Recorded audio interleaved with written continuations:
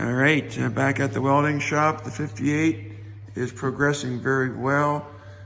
It's a good opportunity on the hoist to see the progress and actually the how solid the car is and how well it survived. And you can see the frame, both sides, cross members, all the way to the X. Just amazing how well this car has lasted, considering it was in the woods since 1989.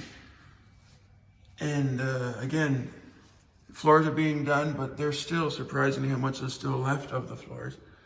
And it's not until you get past the X that you can see where we had to do some repair work. But the steel being used, a thicker gauge than the steel that was new when the car was built.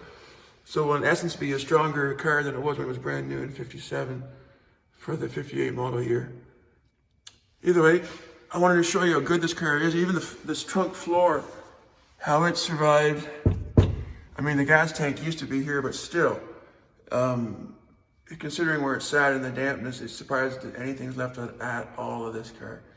Either way, this side's done, as you know, and this side is close to being done. So thank you all for watching. Thank you for all the comments, all the emails, all the messages.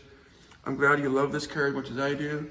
And you give me month by month, you know, day by day, progress is being made, and she will be reborn again.